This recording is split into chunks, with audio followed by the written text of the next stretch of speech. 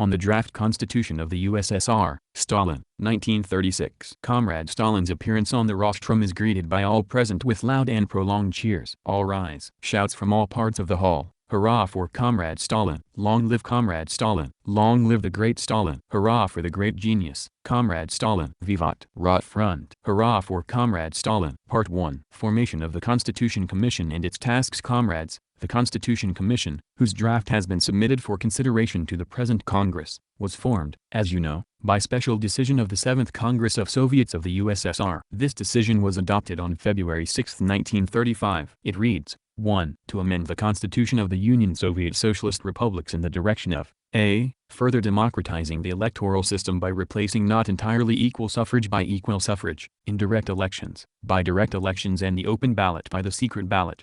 b. Giving more precise definition to the social and economic basis of the Constitution by bringing the Constitution into conformity with the present relation of class forces in the USSR. The creation of a new, socialist industry, the demolition of the kulak class, the victory of the collective farm system, the consolidation of socialist property as the basis of Soviet society, and so on. 2. To enjoin the Central Executive Committee of the Union of Soviet Socialist Republics to elect a Constitution Commission which shall be instructed to draw up an amended text of the Constitution in accordance with the principles indicated in Clause 1, and to submit it for approval to a session of the Central Executive Committee of the Union of Soviet Socialist Republics. 3. To conduct the next ordinary elections of the organs of Soviet government in the Union of Soviet Socialist Republics on the basis of the new electoral system. This was on February 6, 1935, the day after this decision was adopted, i.e., February 7, 1935. The first session of the Central Executive Committee of the USSR met, and in pursuance of the decision of the 7th Congress of Soviets of the USSR, set up a Constitution Commission consisting of 31 persons. It instructed the Constitution Commission to prepare a draft of an amended Constitution of the USSR. Such were the formal grounds and instructions of the supreme body of the USSR on the basis of which the work of the Constitution Commission was to proceed. Thus, the Constitution Commission was to introduce changes in the Constitution now in force, which was adopted in 1924, taking into account the changes in the direction of socialism which have been brought about in the life of the USSR in the period from 1924 to the present day. Part 2. Changes in the life of the USSR in the period from 1924 to 1936. What are the changes in the life of the USSR that have been brought about in the period from 1924 to 1936 and which the Constitution Commission was to reflect in its draft constitution? What is the essence of these changes? What was the situation in 1924? That was the first period of the new economic policy, when the Soviet government permitted a certain revival of capitalism while taking all measures to develop socialism, when it calculated on securing, in the course of competition between the two systems of economy, the capitalist system and the socialist system, the preponderance of the socialist system over the capitalist system. The task was to consolidate the position of socialism in the course of this competition, to achieve the elimination of the capitalist elements, and to consummate the victory of the socialist system as the fundamental system of the national economy. Our industry, particularly heavy industry, presented an unenviable picture at that time. True, it was being gradually restored, but it had not yet raised its output to anywhere near the pre-war level. It was based on the old, backward, and insufficient technique. Of course, it was developing in the direction of socialism. The socialist sector of our industry at that time accounted for about 80% of the whole, but the capitalist sector still controlled no less than 20% of industry. Our agriculture presented a still more unsightly picture. True, the landlord class had already been eliminated, but, on the other hand, the agricultural capitalist class, the kulak class, still represented a fairly considerable force. On the whole, agriculture at that time resembled a boundless ocean of small individual peasant farms with backward, medieval technical equipment. In this ocean there existed, in the form of isolated small dots and islets, collective farms and state farms which, strictly speaking, were not yet of any considerable significance in our national economy. The collective farms and state farms were weak, while the kulak was still strong. At that time we spoke not of eliminating the kulaks, but of restricting them. The same must be said about our country's trade. The socialist sector in trade represented some 50 or 60%, not more, while all the rest of the field was occupied by merchants, profiteers, and other private traders. Such was the picture of economic life in our country in 1924. What is the situation now? In 1936, at that time we were in the first period of the new economic policy, the beginning of NEP, the period of a certain revival of capitalism. Now, however, we are in the last period of NEP, the end of NEP, the period of the complete liquidation of capitalism in all spheres of the national economy.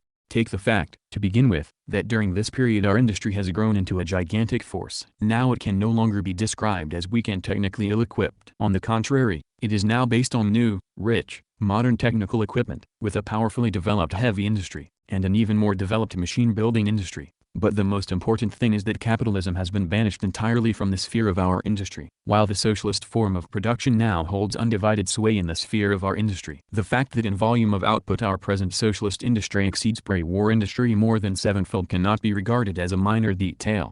In the sphere of agriculture, instead of the ocean of small individual peasant farms, with their poor technical equipment, and a strong kulak influence, we now have mechanized production, conducted on a scale larger than anywhere else in the world, with up-to-date technical equipment, in the form of an all-embracing system of collective farms and state farms. Everybody knows that the kulak class in agriculture has been eliminated, while the sector of small individual peasant farms, with its backward, medieval technical equipment, now occupies an insignificant place. Its share in agriculture as regards crop area does not amount to more than 2 or 3%. We must not overlook the fact that the collective farms now have at their disposal 316,000 tractors with a total of 5,700,000 horsepower, and, together with the state farms, over 400,000 tractors, with a total of 7,580,000 horsepower.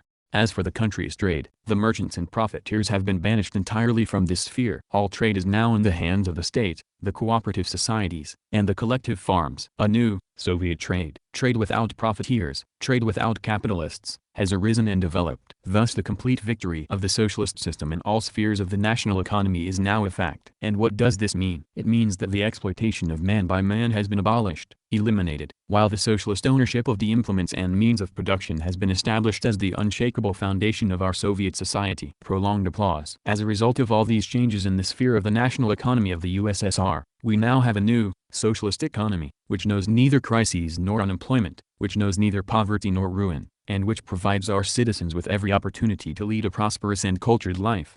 Such, in the main, are the changes which have taken place in the sphere of our economy during the period from 1924 to 1936. In conformity with these changes in the economic life of the USSR, the class structure of our society has also changed. The landlord class, as you know, had already been eliminated as a result of the victorious conclusion of the Civil War. As for the other exploiting classes, they have shared the fate of the landlord class. The capitalist class in the sphere of industry has ceased to exist. The kulak class in the sphere of agriculture has ceased to exist. And the merchants and profiteers in the sphere of trade have ceased to exist. Thus all the exploiting classes have been eliminated. There remains the working class. There remains the peasant class. There remains the intelligentsia. But it would be a mistake to think that these social groups have undergone no change during this period, that they have remained the same as they were, say, in the period of capitalism. Take, for example, the working class of the USSR. By force of habit, it is often called the proletariat. But what is the proletariat? The proletariat is a class bereft of the instruments and means of production, under an economic system in which the means and instruments of production belong to the capitalists and in which the capitalist class exploits the proletariat. The proletariat is a class exploited by the capitalists. But in our country, as you know, the capitalist class has already been eliminated, and the instruments and means of production have been taken from the capitalists and transferred to the state, of which the leading force is the working class. Consequently, our working class, far from being bereft of the instruments and means of production, on the contrary, possess them jointly with the whole people. And since it possesses them, and the capitalist class has been eliminated, all possibility of the working class being exploited is precluded. This being the case, can our working class be called the proletariat? Clearly, it cannot. Marx said that if the proletariat is to emancipate itself, it must crush the capitalist class, take the instruments and means of production from the capitalists, and abolish those conditions of production which give rise to the proletariat. Can it be said that the working class of the USSR has already brought about these conditions for its emancipation? Unquestionably, this can and must be said. And what does this mean? This means that the proletariat of the USSR has been transformed into an entirely new class, into the working class of the USSR, which has abolished the capitalist economic system, which has established the socialist ownership of the instruments and means of production and is directing Soviet society along the road to communism. As you see, the working class of the USSR is an entirely new working class, a working class emancipated from exploitation, the like of which the history of mankind has never known before. Let us pass on to the question of the peasantry. It is customary to say that the peasantry is a class of small producers, with its members atomized, scattered over the face of the land, delving away in isolation on their small farms with their backward technical equipment, that they are slaves to private property and are exploited with impunity by landlords, kulaks, merchants, profiteers, usurers, and the like. And, indeed, in capitalist countries the peasantry, if we take it in the mass, is precisely such a class. Can it be said that our present-day peasantry, the Soviet peasantry, taken in the mass, resembles that kind of peasantry? No, that cannot be said. There is no longer such a peasantry in our country. Our Soviet peasantry is an entirely new peasantry. In our country there are no longer any landlords and kulaks, merchants and usurers who could exploit the peasants. Consequently, our peasantry is a peasantry emancipated from exploitation. Further, our Soviet peasantry, its overwhelming majority, is a collective farm peasantry, i.e., it bases its work and wealth not on individual labor and on backward technical equipment, but on collective labor and up-to-date technical equipment. Finally, the economy of our peasants is based, not on private property, but on collective property, which has grown up on the basis of collective labor.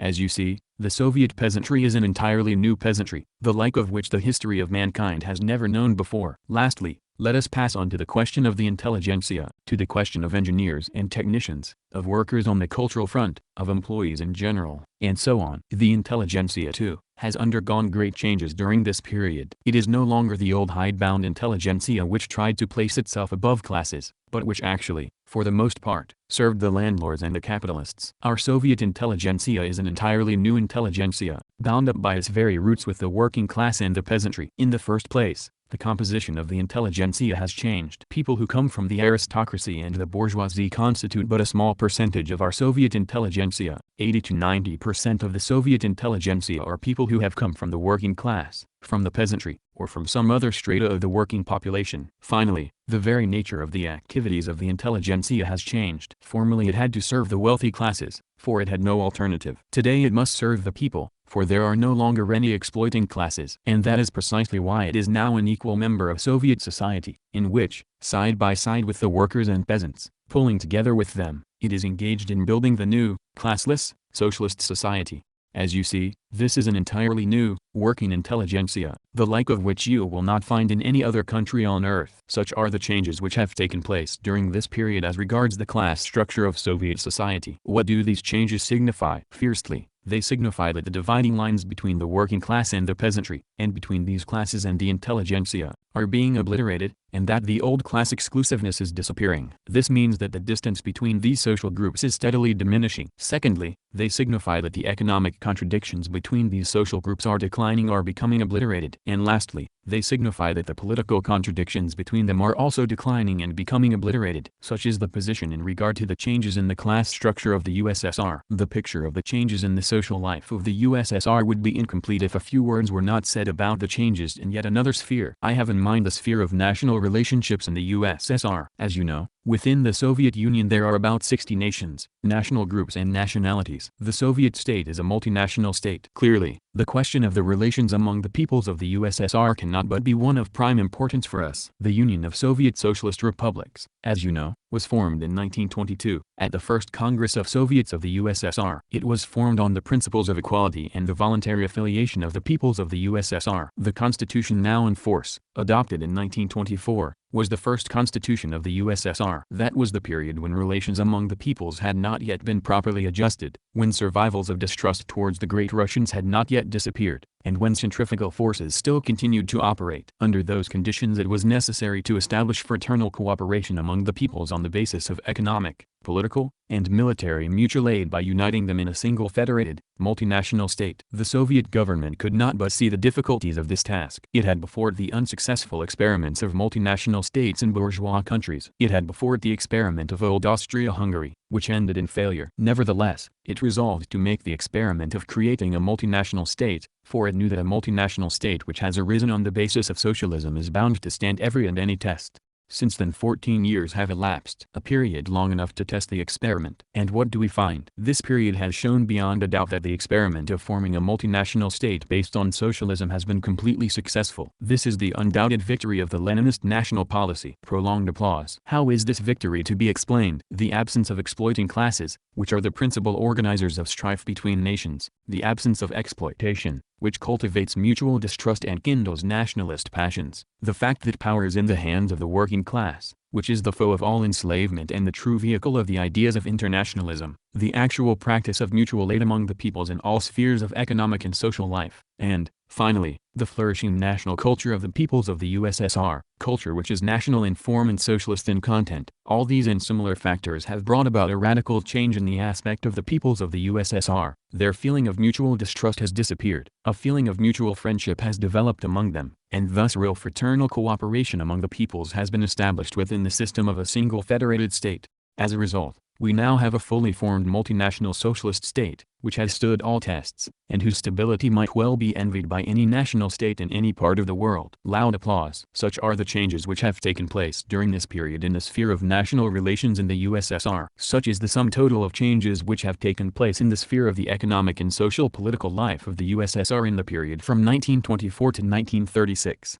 Part 3. The principal specific features of the draft constitution. How are all these changes in the life of the USSR reflected in the draft of the new constitution? In other words, what are the principal specific features of the draft constitution submitted for consideration to the present Congress? The Constitution Commission was instructed to amend the text of the Constitution of 1924. The work of the Constitution Commission has resulted in a new text of the Constitution, a draft of a new Constitution of the USSR. In drafting the new Constitution, the Constitution Commission proceeded from the proposition that a constitution must not be confused with a program. This means that there is an essential difference between a program and a constitution. Whereas a program speaks of that which does not yet exist, of that which has yet to be achieved and won in the future, a constitution, on the contrary, must speak of that which already exists, of that which has already been achieved and won now, at the present time. A program deals mainly with the future, a constitution with the present. Two examples by way of illustration. Our Soviet society has already, in the main, succeeded in achieving socialism. It has created a socialist system, i.e., it has brought about what Marxists in other words call the first, or lower, phase of communism. Hence, in the main, we have already achieved the first phase of communism. Socialism. Prolonged applause. The fundamental principle of this phase of communism is, as you know, the formula, from each according to his abilities, to each according to his work. Should our constitution reflect this fact, the fact that socialism has been achieved, should it be based on this achievement? Unquestionably, it should. It should, because for the USSR, socialism is something already achieved and won. But Soviet society has not yet reached the higher phase of communism, in which the ruling principle will be the formula, from each according to his abilities, to each according to his needs, although it sets itself the aim of achieving the higher phase of communism in the future. Can our constitution be based on the higher phase of communism, which does not yet exist and which has still to be achieved? No, it cannot, because for the USSR the higher phase of communism is something that has not yet been realized, and which has to be realized in the future. It cannot, if it is not to be converted into a program or a declaration of future achievements. Such are the limits of our constitution at the present historical moment. Thus, the draft of the new constitution is a summary of the path that has been traversed, a summary of the gains already achieved. In other words, it is the registration and legislative embodiment of what has already been achieved and won in actual fact. Loud applause. That is the first specific feature of the draft of the new constitution of the USSR. Further, the constitutions of bourgeois countries usually proceed from the conviction that the capitalist system is immutable. The main foundation of these constitutions consists of the principles of capitalism, of its main pillars, the private ownership of the land, forests, factories, works, and other implements and means of production, the exploitation of man by man and the existence of exploiters and exploited, insecurity for the toiling majority at one pole of society, and luxury for the non-toiling but secure minority at the other pole, etc., etc. They rest on these, and similar pillars of capitalism. They reflect them, they embody them in law. Unlike these, the draft of the new constitution of the USSR proceeds from the fact that the capitalist system has been liquidated, and that the socialist system has triumphed in the USSR. The main foundation of the draft of the new constitution of the USSR is the principles of socialism, whose main pillars are things that have already been achieved and realized, the socialist ownership of the land, forests, factories, works and other instruments and means of production, the abolition of exploitation and of exploiting classes, the abolition of poverty for the majority and of luxury for the minority, the abolition of unemployment, work as an obligation and an honorable duty for every able-bodied citizen, in accordance with the formula, he who does not work, neither shall he eat, the right to work, i.e., the right of every citizen to receive guaranteed employment, the right to rest and leisure, the right to education, etc., etc. The draft of a new constitution rests on these and similar pillars of socialism. It reflects them, it embodies them in law. Such is the second specific feature of the draft of the new constitution. Further, bourgeois constitutions tacitly proceed from the premise that society consists of antagonistic classes, of classes which own wealth and classes which do not own wealth, that no matter what party comes into power, the guidance of society by the state, the dictatorship, must be in the hands of the bourgeoisie, that a constitution is needed for the purpose of consolidating a social order desired by, and beneficial to, the propertied classes. Unlike bourgeois constitutions, the draft of the new constitution of the USSR proceeds from the fact that there are no longer any antagonistic classes in society, that society consists of two friendly classes, of workers and peasants, that it is these classes, the laboring classes, that are in power, that the guidance of society by the state, the dictatorship, is in the hands of the working class, the most advanced class in society, that a constitution is needed for the purpose of consolidating a social order desired by, and beneficial to, the working people. Such is the third specific feature of the draft of the new constitution. Further, bourgeois constitutions tacitly proceed from the premise that nations and races cannot have equal rights, that there are nations with full rights and nations without full rights, and that, in addition, there is a third category of nations or races, for example the colonies, which have even fewer rights than the nations without full rights. This means that, at bottom, all these constitutions are nationalistic, i.e., constitutions of ruling nations. Unlike these constitutions, the draft of a new constitution of the USSR is, on the contrary, profoundly internationalistic. It proceeds from the proposition that all nations and races have equal rights. It proceeds from the fact that neither difference in color or language, cultural level, or level of political development, nor any other difference between nations and races, can serve as grounds for justifying national inequality of rights. It proceeds from the proposition that all nations and races, irrespective of their past and present position, irrespective of their strength or weakness, should enjoy equal rights in all spheres of the economic, social, political and cultural life of society. Such is the fourth specific feature of the draft of the new constitution. The fifth specific feature of the draft of the new constitution is its consistent and thoroughgoing democratism. From the standpoint of democratism, bourgeois constitutions may be divided into two groups. One group of constitutions openly denies, or actually nullifies, the equality of rights of citizens and democratic liberties. The other group of constitutions readily accepts, and even advertises democratic principles, but at the same time it makes reservations and provides for restrictions which utterly mutilate these democratic rights and liberties.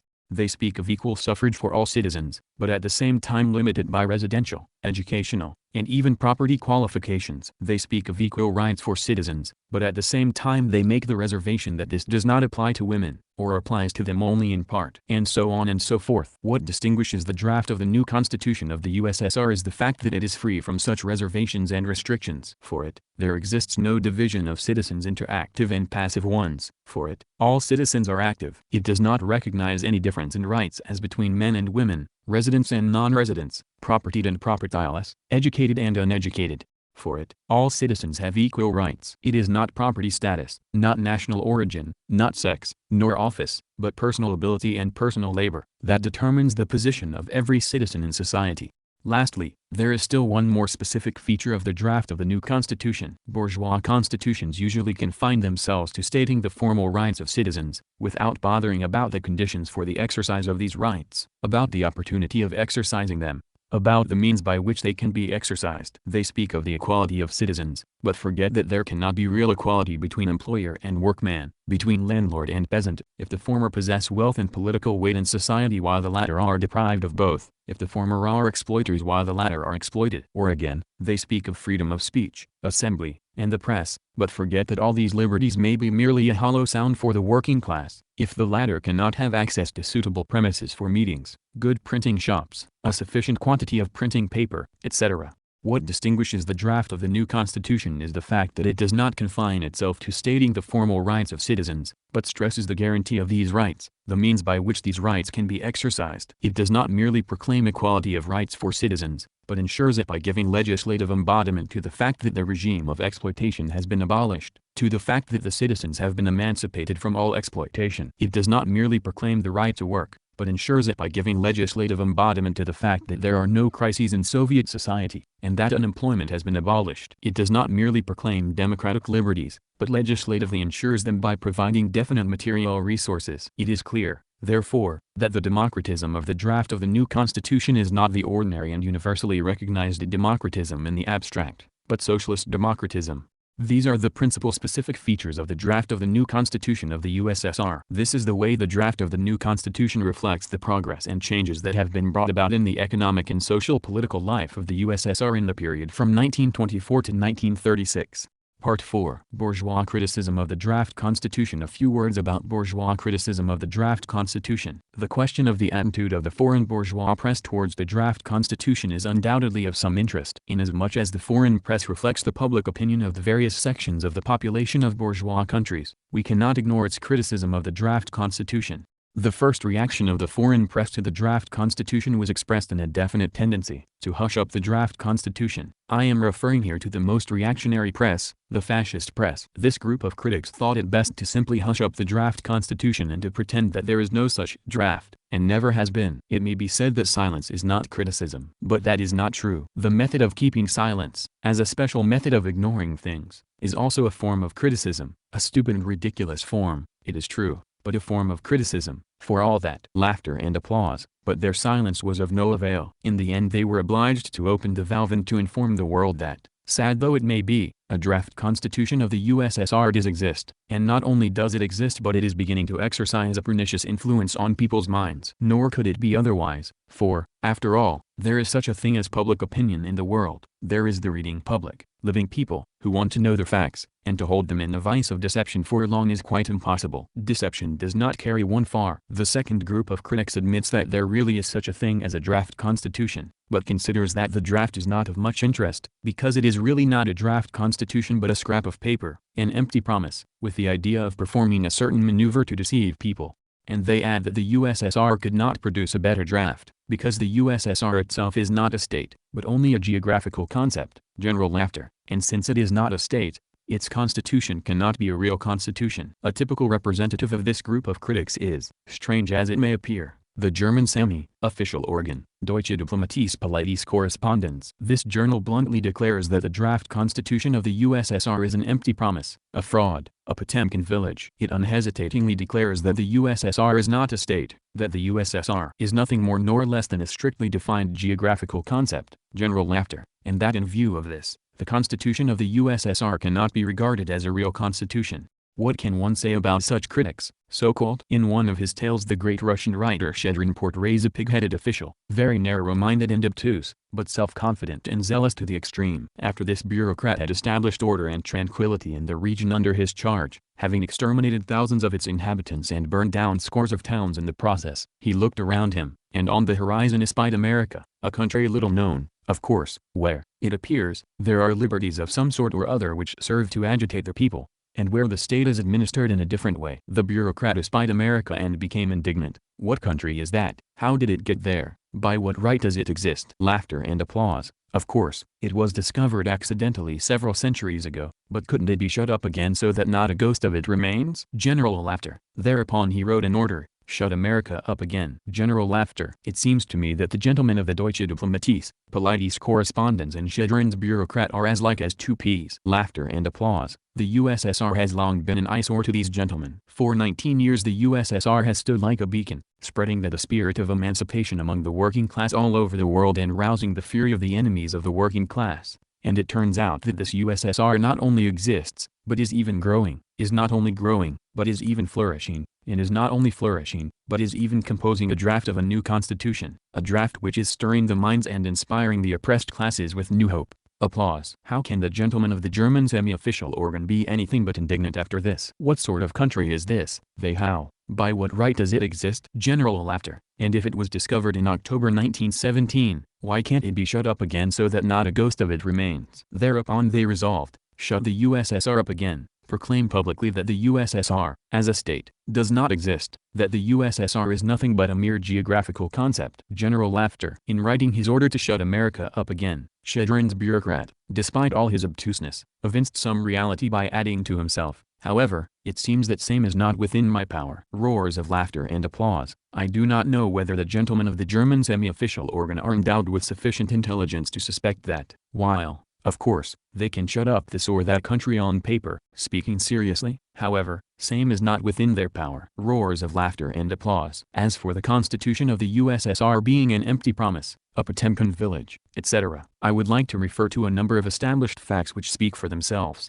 In 1917 the peoples of the USSR overthrew the bourgeoisie and established the dictatorship of the proletariat, established a Soviet government. This is a fact, not a promise. Further, the Soviet government eliminated the landlord class and transferred to the peasants over 150 million hectares of former landlord, government, and ministerial lands, over and above the lands which were already in the possession of the peasants. This is a fact, not a promise. Further, the Soviet government expropriated the capitalist class, took away their banks, factories, railways, and other implements and means of production, declared these to be socialist property, and placed at the head of these enterprises the best members of the working class. This is a fact, not a promise. Prolonged applause. Further, having organized industry and agriculture on new, socialist lines, with a new technical base, the Soviet government has today attained a position where agriculture in the USSR is producing 1.5 times as much as was produced in pre-war times, where industry is producing 7 times more than was produced in pre-war times, and where the national income has increased fourfold compared with pre-war times. All these are facts, not promises. Prolonged applause. Further,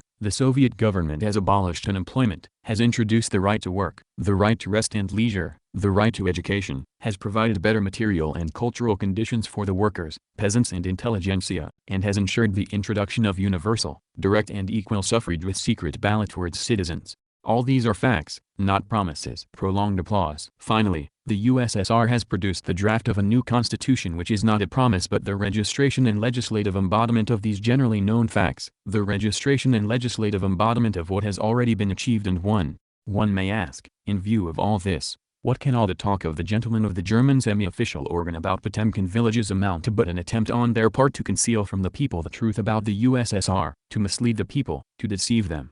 Such are the facts. And facts, it is said, are stubborn things. The gentlemen of the German semi-official organ may say, so much the worse for the facts. Laughter. But then, we can answer them in the words of the well-known Russian proverb, laws are not made for fools. Laughter and prolonged applause. The third group of critics are not averse to recognizing certain merits in the draft constitution. They regard it as a good thing, but, you see, they doubt very much whether a number of its principles can be applied in practice, because they are convinced that these principles are generally impracticable and must remain a dead letter. These, to put it mildly, are skeptics. These skeptics are to be found in all countries. It must be said that this is not the first time we have met them. When the Bolsheviks took power in 1917, the skeptics said, the Bolsheviks are not bad fellows, perhaps, but nothing will come of their government. They will fail. Actually it turned out, however, that it was not the Bolsheviks who failed, but the skeptics. During the Civil War and foreign intervention this group of skeptics said, the Soviet government is not a bad thing, of course, but Denikin and Kolchak, plus the foreigners, will, we venture to say, come out on top. Actually, it turned out, however, that the skeptics were wrong again in their calculations. When the Soviet government published the first 5-year plan, the skeptics again appeared on the scene saying, the 5-year plan is a good thing, of course, but it is hardly feasible. The Bolsheviks' 5-year plan is not likely to succeed. The facts proved, however, that once again the skeptics had bad luck. The 5-year plan was carried out in 4 years. The same must be said about the draft of the new constitution and the criticism leveled against it by the skeptics. No sooner was the draft published than this group of critics again appeared on the scene with their gloomy skepticism and their doubts as to the practicability of certain principles of the constitution. There is not the slightest ground for doubt that in this case, too, the skeptics will fail, that they will fail today as they have failed more than once in the past. The fourth group of critics, in attacking the draft of the new constitution, characterize it as a swing to the right, as the abandonment of the dictatorship of the proletariat, as the liquidation of the Bolshevik regime. The Bolsheviks have swung to the right, that is a fact, they declare in a chorus of different voices. Particularly zealous in this respect are certain Polish newspapers, and also some American newspapers. What can one say about these critics? So-called, if the broadening of the basis of the dictatorship of the working class and the transformation of the dictatorship into a more flexible, and, consequently, a more powerful system of guidance of society by the state is interpreted by them not as strengthening the dictatorship of the working class but as weakening it, or even abandoning it, then it is legitimate to ask, do these gentlemen really know what the dictatorship of the working class means? If the legislative embodiment given to the victories of socialism, the legislative embodiment given to the successes of industrialization, collectivization, and democratization is represented by them as a swing to the right, then it is legitimate to ask, do these gentlemen really know the difference between left and right? General laughter and applause. There can be no doubt that these gentlemen have entirely lost their way in their criticism of the draft constitution, and, having lost their way, they confuse right with left. One cannot help recalling, in this connection, The wench Pelagea in Gogol's Dead Souls. Gogol relates that Pelagea offered to act as guide to Chichikov's coachman, Selifan, but not knowing the right side of the road from the left, she lost her way and got into an embarrassing situation. It must be admitted that, notwithstanding all their pretensions, the intelligence of our critics on the Polish newspapers is not much above that of a wench Pelagea in Dead Souls. Applause. If you remember, the coachman Selifan thought fit to chide Pelagea for confusing right with left and said to her, "Oh, you dirty legs, you don't know which is right and which is left." It seems to me that our luckless critics should be chided in the same way. "Oh, you sorry critics, you don't know which is right and which is left." Prolonged applause. Finally, there is yet another group of critics. While the last mentioned group accuses the draft constitution of abandoning the dictatorship of the working class, this group, on the contrary, accuses it of not changing anything in the existing position in the USSR, of leaving the dictatorship of the working class intact, of not granting freedom to political parties, and of preserving the present leading position of the Communist Party in the USSR. And this group of critics maintains that the absence of freedom for parties in the USSR is a symptom of the violation of the principles of democratism. I must admit that the draft of the new constitution does preserve the regime of the dictatorship of the working class, just as it also preserves unchanged the present leading position of the Communist Party of the USSR. Loud applause. If the esteemed critics regard this as a flaw in the draft constitution, that is only to be regretted. We Bolsheviks regard it as a merit of the draft constitution. Loud applause. As to freedom for various political parties, we adhere to somewhat different views. A party is a part of a class, its most advanced part. Several parties, and, consequently, freedom for parties, can exist only in a society in which there are antagonistic classes whose interests are mutually hostile and irreconcilable, in which there are, say, capitalists and workers, landlords and peasants, kulaks and poor peasants, etc. But in the USSR there are no longer such classes as the capitalists, the landlords, the kulaks, etc. In the USSR there are only two classes, workers and peasants, whose interests, far from being mutually hostile, are, on the contrary, friendly. Hence, there is no ground in the USSR for the existence of several parties, and, consequently, for freedom for these parties. In the USSR there is ground only for one party, the Communist Party. In the USSR only one party can exist, the Communist Party, which courageously defends the interests of the workers and peasants to the very end. And that it defends the interests of these classes not at all badly, of that there can hardly be any doubt. Loud applause. They talk of democracy. But what is democracy? Democracy in capitalist countries, where there are antagonistic classes, is, in the last analysis, democracy for the strong, democracy for the propertied minority. In the USSR, on the contrary, democracy is democracy for the working people, i.e., democracy for all. But from this it follows that the principles of democratism are violated, not by the draft of the new constitution of the USSR, but by the bourgeois constitutions. That is why I think that the constitution of the USSR is the only thoroughly democratic constitution in the world. Such is the position with regard to the bourgeois criticism of the draft of the new constitution of the USSR. Part 5. Amendments and addenda to the draft constitution. Let us pass on to the amendments and addenda to the draft constitution proposed by citizens during the nationwide discussion of the draft. The nationwide discussion of the draft constitution, as you know, produced a fairly large number of amendments and addenda. These have all been published in the Soviet press. In view of the great variety of amendments and the fact that they are not all of equal value, they should, in my opinion, be divided into three categories. The distinguishing feature of the amendments in the first category is that they deal not with constitutional questions but with questions which come within the scope of the current legislative work of the future legislative bodies. Certain questions concerning insurance, some questions concerning collective farm development, some questions concerning industrial development, financial questions, such are the subjects with which these amendments deal. Evidently the authors of these amendments were not clear as to the difference between constitutional questions and questions of current legislation. That is why they strive to squeeze as many laws as possible into the Constitution, thus tending to convert the Constitution into something in the nature of a code of laws. But a Constitution is not a code of laws. A Constitution is the fundamental law, and only the fundamental law. A Constitution does not preclude but presupposes current legislative work on the part of the future legislative bodies. A Constitution provides the juridical basis for the future legislative activities of these bodies. Therefore, amendments and addenda of this kind, which have no direct bearing on the Constitution, should, in my opinion, be referred to the future legislative bodies of the country. To the second category should be assigned those amendments and addenda which strive to introduce into the Constitution elements of historical references, or elements of declarations concerning what the Soviet government has not yet achieved and what it should achieve in the future. To describe in the Constitution the difficulties the party, the working class, and all the working people have overcome during the long years of struggle for the victory of socialism, to indicate in the Constitution the ultimate goal of the Soviet movement, i.e., the building of a complete communist society. Such are the subjects with which these amendments deal, in different variations. I think that such amendments and addenda should also be set aside as having no direct bearing on the Constitution. The Constitution is the registration and legislative embodiment of the gains that have already been achieved and secured. Unless we want to distort this fundamental character of the Constitution, we must refrain from filling it with historical references to the past, or with declarations concerning the future achievements of the working people of the USSR. For this we have other means and other documents. Finally, to the third category should be assigned amendments and addenda which have a direct bearing on the draft Constitution. A large number of amendments in this category are simply a matter of wording. They could therefore be referred to the drafting commission of the present Congress, which I think the Congress will set up, with instructions to decide on the final text of the new Constitution. As for the rest of the amendments in the third category, they are of greater material significance, and in my opinion a few words should be said about them. 1.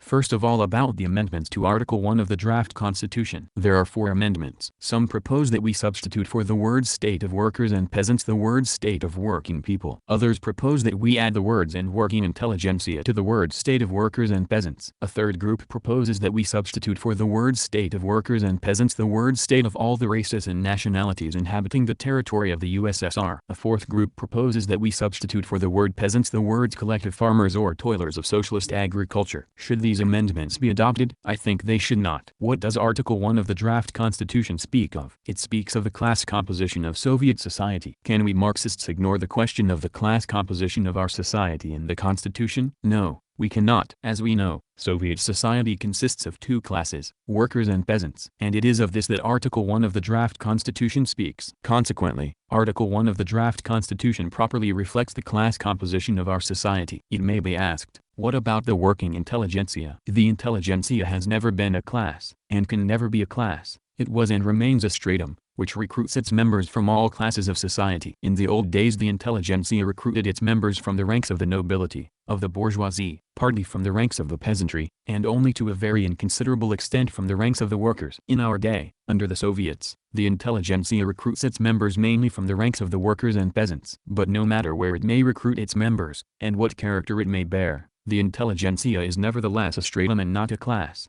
Does this circumstance infringe upon the rights of the working intelligentsia? Not in the least. Article 1 of the draft Constitution deals not with the rights of the various strata of Soviet society, but with the class composition of that society. The rights of the various strata of Soviet society, including the rights of the working intelligentsia, are dealt with mainly in chapters 10 and 11 of the draft Constitution. It is evident from these chapters that the workers, the peasants, and the working intelligentsia enjoy entirely equal rights in all spheres of the economic, political, social, and cultural life of the country. Consequently, there can be no question of an infringement upon the rights of the working intelligentsia. The same must be said of the nations and races comprising the USSR. In Chapter 2 of the draft Constitution it is stated that the USSR is a free union of nations possessing equal rights. Is it worthwhile repeating this formula in Article 1 of the draft Constitution, which deals not with the national composition of Soviet society, but with its class composition? Clearly, it is not worthwhile. As to the rights of the nations and races comprising the USSR, these are dealt with in Chapters 2, X, and 11 of the draft Constitution. From these chapters it is evident that the nations and races of the USSR enjoy equal rights in all spheres of the economic, political, social and cultural life of the country. Consequently, there can be no question of an infringement upon national rights. It would also be wrong to substitute for the word peasant the words collective farmer or toiler of socialist agriculture. In the first place, besides the collective farmers, there are still over 1 million households of non-collective farmers among the peasantry. What is to be done about them? Do the authors of this amendment propose to strike them off the books? That would be unwise. Secondly, the fact that the majority of the peasants have started collective farming does not mean that they have already ceased to be peasants, that they no longer have their personal economy, their own households, etc. Thirdly, for the word worker we would then have to substitute the words toiler of socialist industry, which, however, the authors of the amendment for some reason or other do not propose. Finally, have the working class and the peasant class already disappeared in our country? And if they have not disappeared, is it worthwhile deleting from our vocabulary the established names for them? Evidently, what the authors of the amendment have in mind is not present society, but future society, when classes will no longer exist and when the workers and peasants will have been transformed into toilers of a homogeneous communist society. Consequently, they are obviously running ahead. But in drawing up a constitution one must not proceed from the future, but from the present, from what already exists. A constitution should not and must not run ahead. 2. Then follows an amendment to Article 17 of the draft Constitution. The amendment proposes that we completely delete from the Constitution Article 17, which reserves to the Union Republics the right of free secession from the USSR. I think that this proposal is a wrong one and therefore should not be adopted by the Congress. The USSR is a voluntary union of Union Republics with equal rights. To delete from the Constitution the article providing for the right of free secession from the USSR would be to violate the voluntary character of this union. Can we agree to this step? I think that we cannot and should not agree to it. It is said that there is not a single republic in the USSR that would want to secede from the USSR, and that therefore Article 17 is of no practical importance. It is, of course, true that there is not a single republic that would want to secede from the USSR. But this does not in the least mean that we should not fix in the Constitution the right of Union republics freely to secede from the USSR. In the USSR there is not a single Union republic that would want to subjugate another Union republic. But this does not in the least mean that we ought to delete from the Constitution of the USSR the article dealing with the equality of rights of the Union republics. 3. Then there is a proposal that we add a new article to Chapter 2 of the draft Constitution, to the following effect, that on reaching the proper level of economic and cultural development autonomous Soviet Socialist republics may be raised to the status of Union Soviet Socialist republics. Can this proposal be adopted? I think that it should not be adopted. It is a wrong proposal, not only because of its content, but also because of the condition it lays down. Economic and cultural maturity can no more be urged as grounds for transferring autonomous republics to the category of Union republics than economic or cultural backwardness can be urged as grounds for leaving any particular republic in the list of autonomous republics. This would not be a Marxist, not a Leninist approach. The Tatar Republic, for example, remains an autonomous republic, while the Kazakh Republic is to become a Union republic. But this does not mean that from the standpoint of cultural and economic development the Kazakh Republic is on a higher level than the Tatar Republic. The very opposite is the case. The same can be said, for example, of the Volga German Autonomous Republic and the Kyrgyz Union Republic, of which the former is on a higher cultural and economic level than the latter, although it remains an autonomous republic.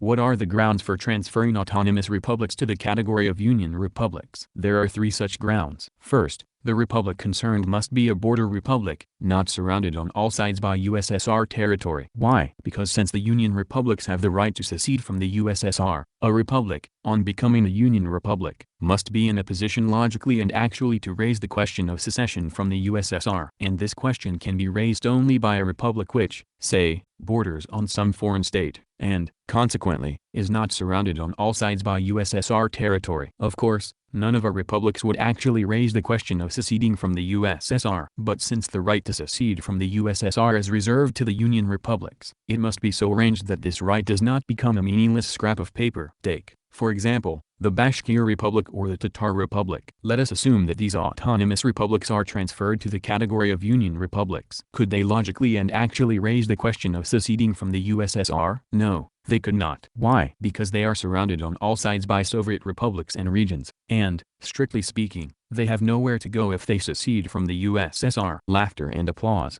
Therefore, it would be wrong to transfer such republics to the category of Union republics. Secondly, the nationality which gives its name to a given Soviet republic must constitute a more or less compact majority within that republic. Take the Crimean Autonomous Republic, for example. It is a border republic, but the Crimean Tatars do not constitute the majority in that republic. On the contrary, they are a minority. Consequently, it would be wrong to transfer the Crimean Republic to the category of Union republics. Thirdly, the republic must not have too small a population. It should have a population of, say, not less but more than 1 million, at least. Why? Because it would be wrong to assume that a small Soviet republic with a very small population and a small army could hope to maintain its existence as an independent state. There can hardly be any doubt that the imperialist beasts of prey would soon lay hands on it. I think that unless these 3 objective grounds exist, it would be wrong at the present historical moment to raise the question of transferring any particular autonomous republic to the category of Union republics.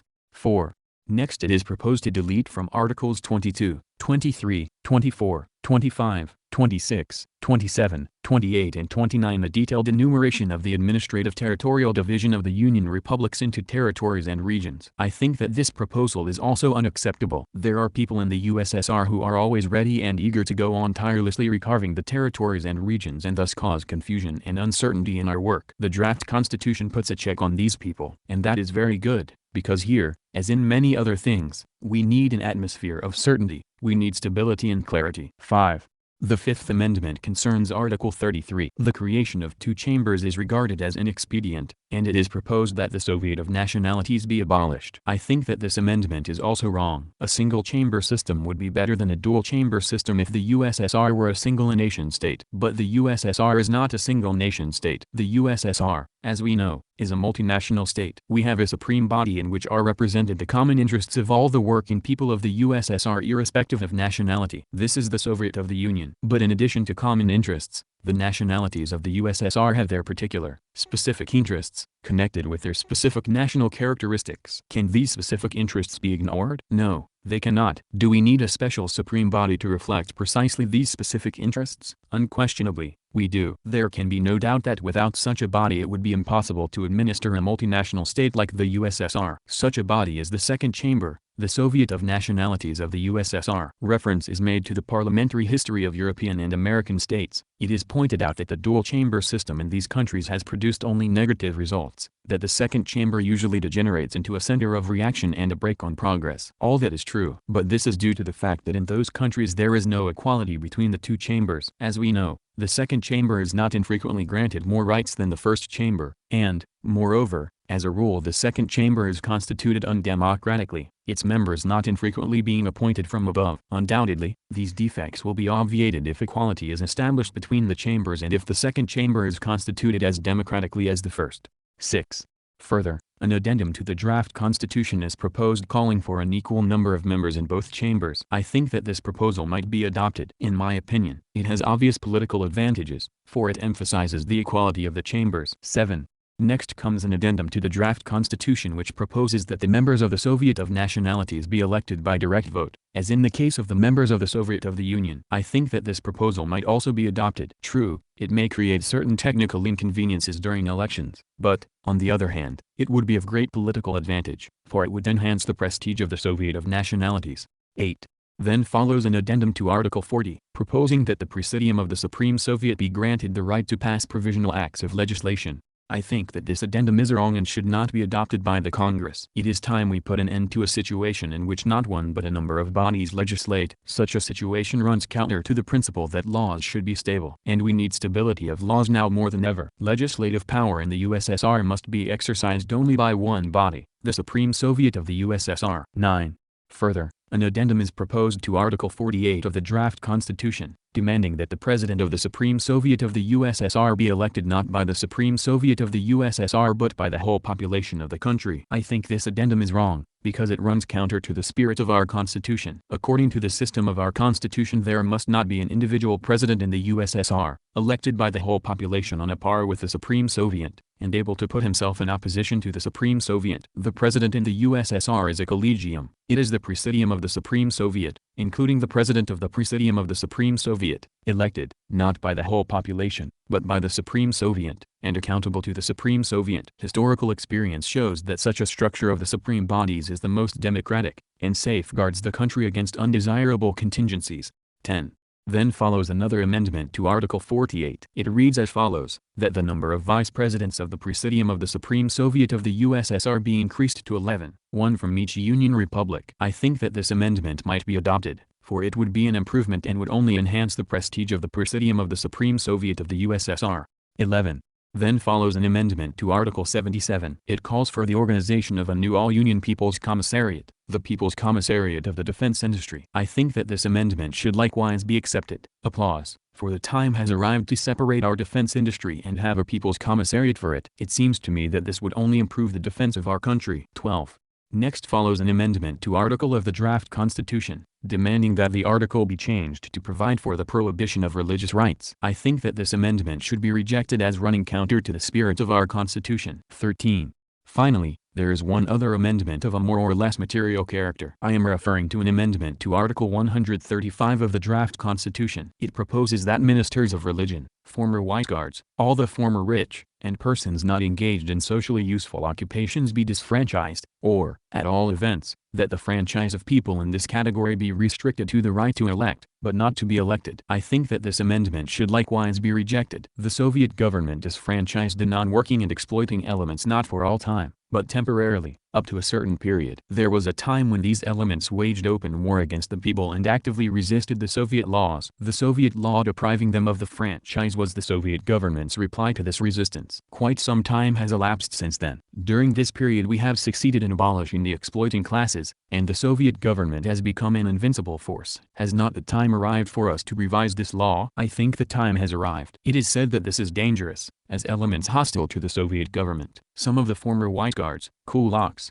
priests, etc., may worm their way into the supreme governing bodies of the country. But what is there to be afraid of? If you are afraid of wolves, keep out of the woods. Laughter and loud applause. In the first place, not all the former kulaks, White Guards and priests are hostile to the Soviet government. Secondly, if the people in some place or other do elect hostile persons, it will show that our propaganda work was very badly organized, and we shall fully deserve such a disgrace. If, however, our propaganda work is conducted in a Bolshevik way, the people will not let hostile persons slip into the supreme governing bodies. This means that we must work and not whine. Loud applause. We must work and not wait to have everything put before us ready-made by official order. As far back as 1919, Lenin said that the time was not far distant when the Soviet government would deem it expedient to introduce universal suffrage without any restrictions. Please note, without any restrictions. He said this at a time when foreign military intervention had not yet been overcome, and when our industry and agriculture were in a desperate condition. Since then, 17 years have elapsed. Comrades, is it not time we carried out Lenin's behest? I think it is. Here is what Lenin said in 1919 in his draft program of the Communist Party of Russia. Permit me to read it. The Russian Communist Party must explain to the masses of the working people, in order to avoid a wrong generalization of transient historical needs, that the disfranchisement of a section of citizens does not in the Soviet Republic affect, as has been the case in the majority of bourgeois democratic republics, a definite category of citizens disfranchised for life, but applies only to the exploiters, only to those who in violation of the fundamental laws of the Socialist Soviet Republic, persist in defending their position as exploiters, in preserving capitalist relationships. Consequently, in the Soviet Republic, on the one hand, every day of added strength for socialism and diminution in the number of those who have objective possibilities of remaining exploiters or of preserving capitalist relationships, automatically reduces the percentage of disfranchised persons. In Russia at the present time this percentage is hardly more than 2 or 3%. On the other hand, in the not distant future the cessation of foreign invasion and the completion of the expropriation of the expropriators may, under certain conditions, create a situation in which the proletarian state power will choose other methods of suppressing the resistance of the exploiters and will introduce universal suffrage without any restrictions. Lenin, Collected Works, Russian edition, Volume 24, p. 94. That is clear, I think. Such is the position with regard to the amendments and addenda to the draft Constitution of the USSR. Part 6. The significance of the new Constitution of the USSR. Judging by the results of the nationwide discussion, which lasted nearly 5 months, it may be presumed that the draft constitution will be approved by the present Congress. Loud applause and cheers. All rise. In a few days' time the Soviet Union will have a new, socialist constitution, built on the principles of fully developed socialist democratism. It will be an historical document dealing in simple and concise terms, almost in the style of minutes, with the facts of the victory of socialism in the USSR, with the facts of the emancipation of the working people of the USSR from capitalist slavery, with the facts of the victory in the USSR of full and thoroughly consistent democracy.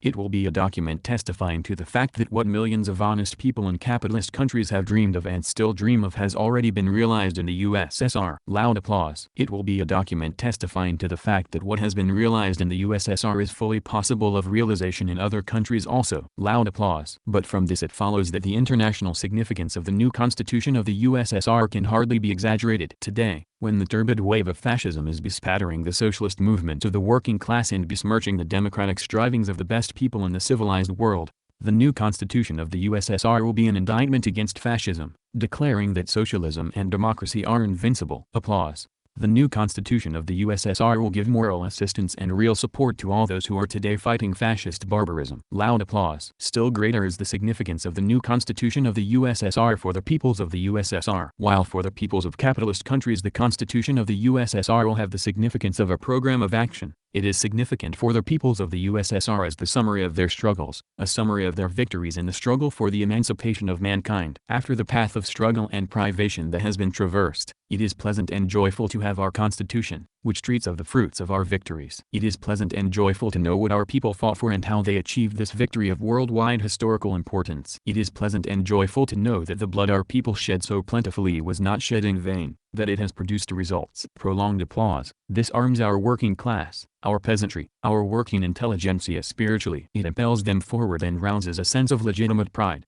It increases confidence in our strength and mobilizes us for fresh struggles for the achievement of new victories of communism. Thunderous ovation. All rise. Shouts from all parts of the hall. Long live Comrade Stalin. All stand and sing the Internationale, after which the ovation is resumed. Shouts of long live our leader, Comrade Stalin. Hurrah! Pravda, November 26, 1936.